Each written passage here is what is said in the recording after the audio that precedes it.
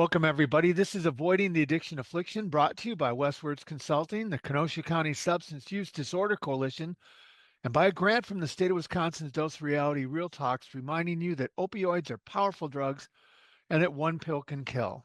I'm Mike McGowan. Imagine sitting in a jail cell looking up at the communal television and seeing your mugshot come up. Imagine also that the television station showing that mugshot was also your employer. That's the opening few paragraphs of the terrific book of our guest today, Beth McDonough. Beth is an author, a former TV crime reporter who chronicles her addiction and recovery in her fabulous memoir, Standby. It's an incredible story of redemption. Welcome, Beth. Hi, Mike. Thanks for having Wow, me. just great book. It's such an easy read, and it's a not put downer. You just keep going. The first, I'll quote the first line of your book. Yeah. Is she breathing? Okay. And that's where? Yeah. So that was said inside of a drunk tank, a holding cell at the Hennepin County Jail in Minnesota. Wow. Yeah. And in a world that makes things seem like computer simulations, there's a bunch of them. The story that preceded your arrest on the news while you watched in jail was of? It was a train wreck. Come And on. you can't make this up. No. So obviously, when I started writing the book, the first chapter wrote itself, honestly. And what's crazy about that, too, is I was actually covering that train wreck the day before. No. I was out on the scene covering it all day long. And then when I wake up 36 hours later in jail and I'm seeing that on TV, and I'm like, my eyes are trying to focus because I'm coming out of a blackout. And then I see the train wreck. And then the next story is my mugshot that popped up. And that'll jolt you right out of your jail cot. Well, and the women in the jail didn't recognize you. No. And they had no idea who was lying close to them. And they're talking about it as if I wasn't there. They didn't know who I was at the time. And I remember one of them saying my blood alcohol level was 0.24, which at that time is 3 times the legal limit for driving in Minnesota. In my head, that was pretty high, and according to the law as well. But then you hear the women say 0.24, oh, she's a lightweight. Yeah. And then I'm starting to absorb, and this is as bad as I think it is. I know where I am. And then the chatter kept going. And of course, then they looked over at me and said, what are you doing here? How did you get here? Because that's what you talk about in jail besides watching television. And I said, DUI. And they said, you're first. And I'm like, nope, it's my second. And they said, oh, you going to be okay? And I said, oh, no, I'm definitely not okay. And I knew that because just 1 year prior, I got my first DUI. And my boss and I was working for Fox News in Minneapolis. And my boss at the time, who I have great respect for and a really good working relationship with, he offered me help after I got in trouble. And he said, if you need help, you need treatment, we'll send you wherever you want to go. We want to help you get better and get back to a healthy life. And I just, no one wants to grow up to be an alcoholic or certainly labeled an addict. And I couldn't bring myself, because the shame just kept me so stuck. I couldn't bring myself to accept it or even acknowledge it, to be honest. In my head, I was like, I'm a strong person. Look at all this stuff I've seen and done in this world, right? Like I've even survived cancer a couple of times. I got this. And you get to be very strong. You get a backbone. In my industry, covering mass disasters for a living. And I thought I might be able to get control of it. But what we all learned the hard way is you don't control alcohol, it controls you. And in a world of relationships, alcohol is a taker. It doesn't negotiate. And I was offered help the first time, didn't take it. My boss said, if this ever happened again, this is it. You will be fired. So when I woke up in jail the second time, I had that dread just screaming through my body. Well, blackouts are an interesting phenomenon, and we don't talk about them enough. But you didn't realize that you'd even been in an accident the second time. I didn't. And thank you for bringing that up, because to this day, it's almost 17 years later now, I still have no memory of that accident. I have no memory of the first time I got a DUI. I hit a panel of mailboxes right outside of my home. No memory of that. No memory of the accident. I know what I pieced together from police reports and my attorney, of course, and going to court. And it's just amazing what blackout drinking does. And for me, if I even had one glass of maybe wine or a beer, people said I would go from 0 to 100 pretty quickly. Mm, And I'm like, why is that? Because they could drink the same amount. It doesn't affect them like it did affect me. And I did go to treatment the second time. And what I learned in treatment, which is something I never knew before, is that women are 30% more yep. susceptible to the inebriating effects of alcohol because we have, of course, less water in our bodies and less of an enzyme. And men have more water in your bodies. And so the alcohol dissolves faster. And so I'm like, okay, so that helps to explain how I go from 0 to 100 so quickly. But even then, you rationalize things. I like the line where your lawyer says it's time to go to rehab, and your answer is, "Do you think it'll help my case?" So I you're not mean, even thinking after all of this, I got a problem. I can still get a handle on it. I went into damage control mode. And part of that being a reporter, because I solve people's problems for a living. And a little part of that, but major part of denial. And also, what on earth was I thinking? Coming out of a blackout, are you kidding me? And I wasn't hearing what my attorney was really saying, right? I'm like, Yeah. damage control. How can I not go to jail again or prison or fines? And my attorney was calling me out because he picked me up the first time as well. Mm. And this second time, he actually parked about 10 blocks away from the jail. So when I came out and I asked the deputy who was releasing me, I know there's a back door. And I said, any chance you're going to let me out the back door? And she was like, nope. I'm like, okay. I made a living out of getting perp walks at people, and I'm the perp walk now. And sure enough, I come out and everybody's there. Even like Inside Edition was there. Oh, And, and these so are I called people my, you know. oh yeah, people I know, I have hung out with socially. I know their kids. Yes. Yeah. So that was really tough. And that's also part of taking your lumps. Yeah, but shame is one thing, but shame on steroids is something else. Having your picture blasted across the medium that you worked in, just talk about that for a minute, because shame is a huge part of this disease. And it is. And if there's one thing that people ask me about most now, even on social media, people looking for help, is how did I Mhm. overcome the shame? Yeah, Because, it kept me sick and stuck. And in my head, I'm like, it's one thing to cover shame, it's another thing to be shame. And yeah. when you look at yourself and you start to reconstruct all the damage that you've done and the people you've hurt, and I blew up my life in spectacular fashion. And maybe the good and bad news out of it is I didn't have anyone to blame. I had myself to blame. And that's really good because I'm a big believer in accountability. And the shame is just, you don't want to be an alcoholic. Nobody wants to be an addict. Nobody wants to be reminded of our most awful moments all the time. And that's what shame does. It keeps you backed up in that corner. And for me, what worked was going, you know what? I did this to all of you. You didn't do it to me.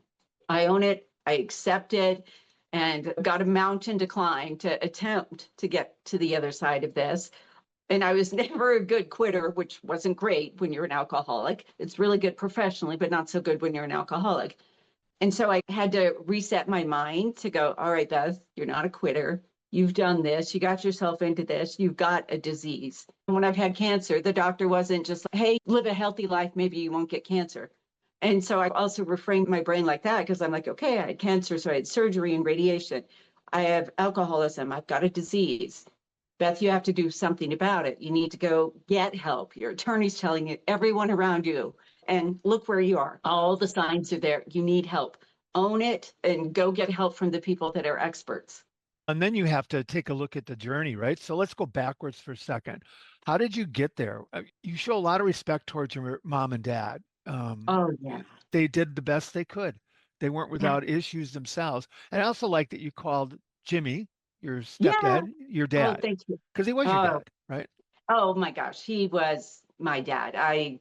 He was my dad, my best friend. Both my parents were. I love them dearly. And if there's anything that'll choke me up, it'll be that. So my biological father abandoned us when I was a baby. And all the family says he was abusive. He had alcohol and drug issues, but more severe mental health issues. And in comes my mom meets this wonderful man, Jimmy, and in church of all places. And we just moved from LA to Oklahoma for a change of scenery, and that's quite a culture shock. That's a Right. change. And Jimmy was just, he was a big kid as a man, and he willingly took on my mom and three daughters that weren't his, and just in the world of a model stepdad, like he was just that guy. He had a big heart. He was fun. He was only 5'4", but boy, could he, even with the look in his face, he never had a temper. He never spanked us, but boy, he could give you a look that could cut you down to size pretty quickly. So even though he was small in stature, he was a really great dad. And I my parents had begged me when I was younger too, don't ever drink, don't ever drink. But we never talked about why. And it turns out when you reconstruct your family history, my mother's parents, so both my grandparents died from alcoholism. And then, of course, my biological father. And then I had a sister who died from a drug overdose later in life. And I watched my parents deal with her from a very early age and hardcore stuff, really hardcore stuff. And I thought to myself, you know what? Whatever they're doing, just do the opposite. That does not look like it's a good time. And my parents had always begged me, don't ever drink. They didn't drink. It just wasn't a thing in our house. The thing in the house was the hardcore street drugs that my parents dealt with. And as I went to college in Oklahoma, and then in news, when you work the night shift, what's open at 11 or midnight? Bars. So we would go out and have drinks afterwards, decompress, blow off some steam, maybe in the hopes you don't take home what you saw that day. And so I started out as a party girl, as a social thing. And then I would say by 2005, 2007, it definitely became a problem, not just a party girl, but certainly a big problem. Yeah, you were doing all those things that you hear people talking about. You'd go up and to the bar and grab drinks for everybody, but have a couple yourself. So you were drinking more than people thought you were drinking. And Yes, then absolutely. you'd leave parties before you went over the edge because you had a public face to present. Yeah, and I didn't want people to see me like that. And I didn't also want people to start talking and whispering behind, like, is Beth have a drinking problem? So after my first DUI, if I went out with people, I'd cut myself off at 3 drinks, which we all know that's not even smart to get in the car and go drive, but that's alcoholic stinking thinking. And so I would go home and finish drinking as if that wasn't enough. And I would drink until honestly I blacked out. And yeah, people didn't realize how much I was drinking because I would take the rest of the party home so they wouldn't see it. Mm. And then still wake up, go run 5 miles in the morning, go work my 10 or 12-hour shift and to try and keep the appearances. You were training for a marathon, right? When you got the Yes. diagnosis, but you weren't feeling good. And then all of a sudden they found what, thyroid cancer? Yes, thyroid cancer. And another incident in the book that seems surrealistic, your mom called you home and you Yeah. both said, "Hey, I got cancer," about the same moment. It was, and I think that speaks to how close we were.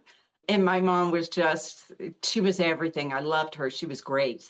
And when I called her to tell her, and she's telling me she has colon cancer, and I'm like, I've got thyroid cancer, and both of us would drop everything to be there for the other, and neither of us could go anywhere. We were having surgery about the same time, and then I had to, after my surgery, I had to go through 7 days of radiation. And back in that day, so early 2000s, they lock you in a room and fill you full of radiation, and you can't be around anyone for 7 days, except for a healthcare worker who comes in with, I call it like an astronaut suit, do the Geigermeister on you and until the radiation gets low enough that you can go out in public again and you won't cause cancer for other people. And so because my mother was in the hospital, we would talk a lot every day during all of that too and get each other through it. You know, Yeah, it's this. train for a marathon, Hmm? getting cancer, mom dealing with it, watching a sister go over the deep end with that's not enough. Bottoms are bottoms, and you scooted through several of them. Oh, you are so right. And I did scoot through several of them. And there were several times I was pulled over that I didn't get Yeah. DUIs. Yeah. That should have been a warning to me. And there's a good example on chapter 42. I like to say if I did something embarrassing, it's in the book, but chapter 42 will take the cake because I was covering this incredibly high profile trial. and something horrific happened. I don't want to go into great detail so people can read it in the book because it can be pretty startling. But Yeah. needless to say, that in one night of drinking, when everybody else stepped away from the bar and I didn't, a whole bunch of things happened, some of which, again, I don't remember. But I can tell you, I ended up in the ER in the middle of the night. And that is so shocking because I also knew that the next day this big verdict was coming down.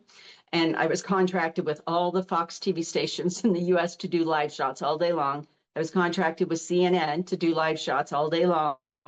And here I was in the hospital at 3 a.m. getting parts of myself replaced because I had to show up on TV at 8 a.m. and go for it for at least 12 hours. And I couldn't let anyone know what happened. And so anyway, and you would have thought something like that I did to myself would have been enough to get my attention yet again, just bang me on the head. And it wasn't, because I don't know if it's because I solved it. I fixed it in that moment, like we tend to do post drinking. And I was worried after that because I was like, Beth, good God, good God. But if I could stop drinking on my own, I would have too. Yeah. Like, when you do some things to yourself, you're like, when is enough? And I still had some more ground to cover. Beth, you picked a career that, and we all know this, when you see somebody on your local news station, you're not going to see them forever for the most part. You picked a career that was bounced you from city to city, which really limits your long-term support network, right? And then you were covering stuff that was pretty horrific. You covered Flight 93 and 9/11 in Mhm. Pennsylvania, tons of murder trials, tons of kidnappings. And so you drank the trauma away. Yes, and the Oklahoma City bombing, Oh, I was covering that. Yeah, I say this with some levity. My coworkers used to say, if there is death, then there's Beth. Because oh, my yeah, my my contract was murder, death, destruction, mayhem. Any mass disaster, I was on the go team that would go to those situations. And it's interesting, I always love telling the story of survivors on how people go through things and get to the other side. That always fascinated me. Lo and behold, maybe it was a cautionary tale for me as well. When you're in the thick of it, you can't see yourself and how you're handling it or reacting. And at the time, I thought I was handling it okay. But what you learn with a lot of therapy too is that you absorb all this trauma you yeah, cover, in yeah. addition to whatever's going on in your life, right? You absorb all the trauma. And after being at the 35W bridge and the George Floyd riots, and I was shot in the hip, all of these things, you absorb the trauma from it. And I did not handle it well. And I didn't even deal with it at the time because I was just going from one hot spot to the next. You just keep the train going, if you will. One of the things you say in the book that I think we also don't talk a lot about is that in therapy, you learn that you have what the therapist called delayed reaction. Yeah. I think a lot of us have that. We cope with the moment of trauma fine. And then all of a sudden, a month, 2 months, 6 months later, it affects us, but everybody else has moved on. So we can't even talk about it. Yeah. Yeah. Thank you for addressing that. I actually just said yesterday, I'm having a little delayed reaction with something, and I can share with you what it was. So I'll tell you this story and then I'll backtrack for a moment.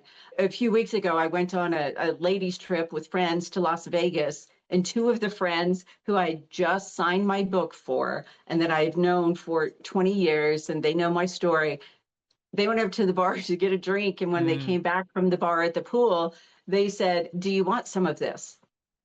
And my body just, I was horrified. My body almost locked up. And I was like, do I want what? And they said, oh, it's just a pina colada. It's not that strong. I can't even taste the alcohol in it. And my whole head, I'm like, I can't even believe we're having this conversation. And I said, no, thank you. And the other friend says, oh, do you want a sip of mine? And she had a different alcoholic drink, thinking that it's the pina colada that's turning me off. And I was just, no. And I said, I'm going to step away. I'm going to go back. We were going to a concert that night. I'm going to go back to the hotel, get ready. I'll meet you guys at the concert. And another friend that was with me, I was telling her this, and then I burst into tears. But that was the last moment that I had with that, besides getting really upset.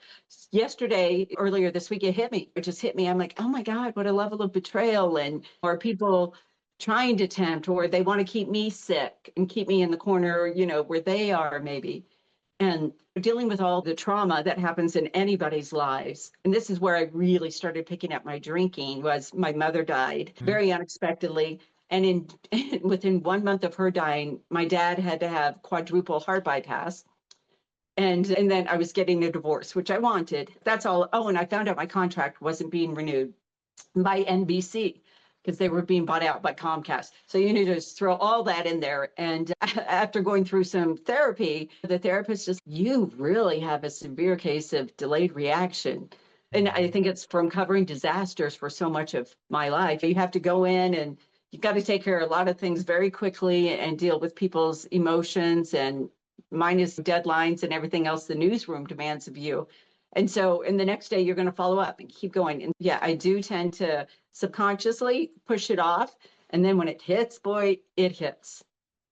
Like a lot of stories, and especially with addiction, sometimes you covered the what did you say, 35 West Bridge in Minneapolis? Is that Yes. did I get it?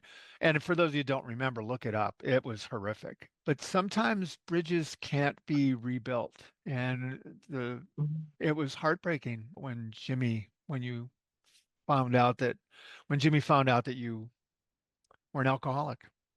Oh, it was devastating. That is the one thing that really still sticks with me. When you disappoint one of the people that you love most on earth, that really sticks with me. And I was trying to deal with that while I was in therapy and still in treatment at the time, and with my therapist. And she said a couple of things to me that at the time I was like, why would you say that to me? That's so hurtful. But one of the things she said was, it's probably going to be a blessing that your dad is shutting you out. And at that time, I was just like, no, it's not. He's like my person, because my mother had already passed by this time. And then as I was leaving therapy, and I sent him a letter and sent him an email and tried to contact, and he was not having it. I think his heart was so broken. Mm-hmm. And he also still viewed alcoholism as a character fault, not as a disease. Different generation. He was well up into his 80s at this time. And he honestly just didn't have a lot of experience with the alcoholism. And I always lived in different states because I was moving. So he also didn't get to see me daily in and out to see that I really was taking some steps to get healthy again and to improve my situation. And he couldn't get past it, and so many phone calls. And then when I got out of treatment, I tried to call him for Christmas and he wouldn't take that call at all. That one broke my heart. It absolutely broke my heart. And I think it still drives me to this day. I think you hit the nail on the head. We've done such a crummy job with this disease, with being a disease, right? That Yeah. your dad has a reaction that he has, your friends at the pool think, what's the big deal? People don't understand what's involved in recovery. And you've done an amazing job of reclaiming yourself. So there is life after the spotlight, right? Oh my goodness, there is life after the spotlight. And actually, one of my friends asked me the last week, in fact, really, is alcoholism a disease? And I'm like, Right. yes. And so I feel like it's incumbent upon us to educate. And I said, back in 1956, the CDC determined alcoholism to be a disease. And I said, not just that. In 2007, Congress passed a bill acknowledging alcoholism as a disease. Yes, it's a disease. Insurance most of the time will cover treatment. There's a reason for that. It's a disease. When people have a heart attack or Alzheimer's, we aren't like, hey, get in there and just change your attitude or your behavior. You have to take some action. And boy, have I been through the recovery mill. I mentioned this in the book. I literally lost everything. I Yeah, was you looking did. for a bridge to live under. And so you got to get resourceful. No one would hire me because I was such damaged goods, not even the mall, the grocery store. I tried. And so I started walking neighbors' dogs for a living to make some extra cash while they were at work. I'd go walk their dog and pick up their poop, honestly. And it's about eating humble pie and going, okay, I've got to pivot here. And if I open up a dog walking business and daycare, it will allow me time outside of that to go to meetings that I want to continue aftercare, manage my stress, because TV news it's a thing. And I Mhm. loved it at the time. So I did. I went through the recovery, and I had a sober roommate for a little bit, which was one of the best things I ever did. Honestly, people warned us against it because we were both kind of fresh, but we were both dedicated to our sobriety. And that was immensely helpful because whenever you have a weak moment or you just need to talk with someone, there's such a level of understanding there as well. And the meetings were, I'm very grateful. I know sometimes people have trouble finding meetings that they connect with. And the first one I went to, whew, hallelujah, it was fabulous. And it was down the street from my house, which is great because I couldn't drive. I lost my car too. The state took my car and seized it and then sold it at auction. So I could walk to this church every day at noon, go to this meeting, and everyone in there was just spot on in what they had to say. And I was nervous going, like anybody is their first time. I was nervous. And of course, I knew everybody was going to know me and they knew all my dirty laundry because it was already out there. And these people just welcomed me in with the nodding look. They'd been there, done that. And one gentleman, like a grandpa age, came and sat down next to me with a box of Kleenex. And he said, "How are you feeling today?"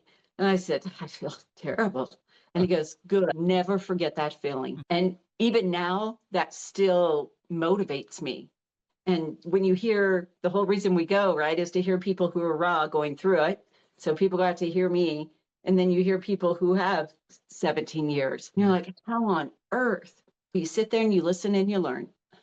And for those of you watching this and listening, you have to understand something. Beth just kind of cruised through that. When she says she walked to the meetings, that's because she wasn't allowed to drive. So she could have broke the law, but you didn't. No. And it wasn't as though you were walking in Tampa, Florida. This was Minneapolis and it was winter. Oh my God. So It you was were December. There was like 5 feet of snow on the ground. And it was, I whipped out all my winter gear. Thank goodness I had that from covering winter storms. And I looked like an astronaut walking to the meeting every day. And maybe sometimes people were generous enough to give me a ride home. And when they didn't, I also understood that because it's part of the lessons. And even just that, after a meeting, sometimes people would invite me to go have a cup of coffee at the local coffee shop. I actually couldn't afford a cup of coffee, right. so I wouldn't go. And then sometimes people would offer, and that was like winning the lottery that day. Yeah. But I lost my car, lost my license for a year. And anywhere that I went, it was going to have to be on foot or the public bus. Recovery's a marathon, right? So you were training for it. Yes, there you go. I was training for the marathon. Yes, it's so true. I was curious as I read it because you don't talk about it much, but so now you wrote the book and it's terrific. Thank By you. the way, you all know that there's links to both Beth's stuff as well as the book and the blurb of the podcast. Have you bumped into former colleagues and how have you been received as, because you were just telling me you're now on TV stations again promoting the book.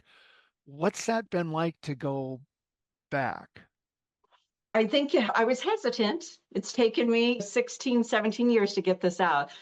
I was hesitant because for a long time, you could look at me as either famous or infamous. Mm, And when I thought, how am I going to go about this to really, my goal is to show other people how I did it. Maybe this works for them. And it's awkward for me to pitch the book, but the book is where the message is. hmm And then I'm like, okay, Beth, you just eat your pride because it's bigger than you. And I just feel like when you go through all of this and you've had access to some medical experts and therapists and information that I've learned and maybe some tips that could help people through some of their hard days, I just feel like maybe it's the reporter in me, but I need to share that with people Yeah. to go, okay, here, this worked for me. And maybe this works for you. Chemo doesn't work for everyone, but maybe this does for you. And so I just wanted to put it out there. And I had to make peace with myself going, you're going to get hate mail. You're going to get people who are like, why are you out on the road driving? And I did get one of those emails. And I'm like, I've had my driver's license back for 17 years now. So I was a little bit nervous how it would be received. But I just feel like the world is so much more open now to messy stories because we all have issues in our life, We whether do. it's mental health or abuse or work related stuff, money with the government shutdown. Everybody's got issues now. And I feel like people are just more open and receptive. So I thought it feels like the time is right.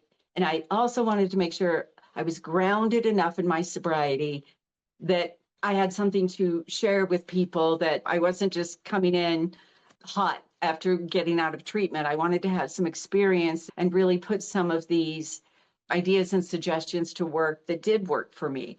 And the people I told you I was just in Milwaukee recently and with one of my old bosses, and he's a boss out there. And it was the greatest day to see each other again. And I had a book signing in Minneapolis.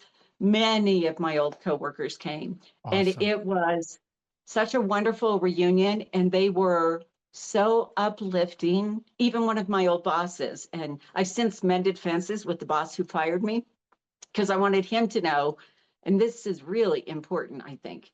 He did for me what I couldn't do for myself. He saved my life. You know, in the moment, I know we both felt really crappy, but he actually saved my life. And by saving my life, he's given me a chance to help other people. And that's how this is paying it forward. Awesome. I encourage you all to get the book and to read it. It won't take you long to get through it. It's riveting. Beth, thanks so much for sharing your book, your recovery, your experience. You're very strong. There are, of course, links, right? You know that. For those of you listening, watching, we hope you find hope, courage, support wherever you are. As always, thanks for listening. Be safe, be healthy, and step into the spotlight every now and then.